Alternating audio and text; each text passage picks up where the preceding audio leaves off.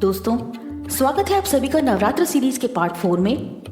आइए जानते हैं माँ दुर्गा के चौथे स्वरूप को और इसकी संपूर्ण कथा को। माँ दुर्गा का चौथा रूप है माँ कूष्मांडा का। कूष्मांडा शब्द दो शब्दों से मिलकर बना है।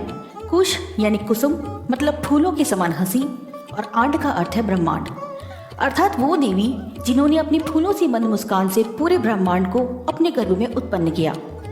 कहा जाता है कि जब सृष्टि का अस्तित्व नहीं था तब कूष्मा देवी ने ब्रह्मांड की रचना की थी, इसीलिए इन्हें सृष्टि की आद्य शक्ति के रूप में जाना जाता है। माता का स्वरूप। कूष्मांडा माता का रूप बहुत ही शांत, सौम्य और मोहक माना जाता है। उनकी मधुर मुस्कान हमारी जीवनी शक्ति का संवर्धन करते हुए हमें हंसते हुए कठिन से कठिन मार्ग पर चलकर सफलता पाने को प्रेरित करती है। इनकी 8 भुजाएं हैं, इसलिए इनको अष्टभुजा वाली भी कहते हैं। इनके 7 हाथों में कमंडल, धनुष, बाण, फल, पुष्प, अमृत, कलश, चक्र, गदा हैं। 8वें हाथ में सभी सिद्धि को देने वाली जप की माला है। कूष्मांडा माता का वाहन सिंह है। कूष्मांडा माँ सूर्य से संबंधित दोषों को ठीक करती हैं। जिन जातकों की कुंडली में सूर्य से संबंधित कोई दोष हो तो उन्हें कूष्मांडा माँ की पूजा से लाभ होता है। माँ कूष्मांडा की कथा। पौराणिक कथा के अनुसार जब सृष्टि नहीं थी, चारों तरफ अंधकार ही अंधकार था, तब इसी देवी ने अपने ईशत हास्य से ब्रह्मांड की रचना की थी। इसीलिए इन्हें सृष्टि की आदि स्वरूपा या आदि शक्ति कहा गया है।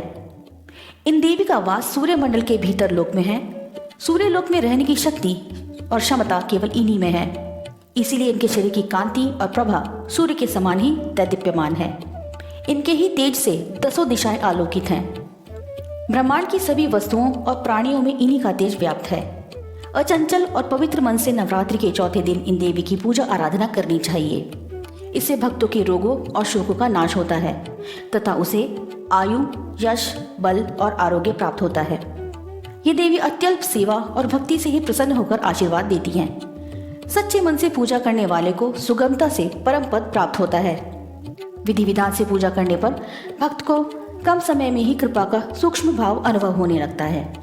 ये देवी आदियों व्याधियों से मुक्त करती हैं और उसे सुख, समृद्धि और उन्नति प्रदान करती हैं। अतः इन देवी की उपासना में भक्तों को सदैव तत्पर रहना चाहिए।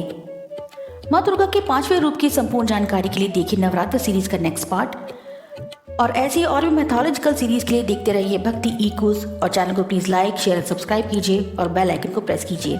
Thank you.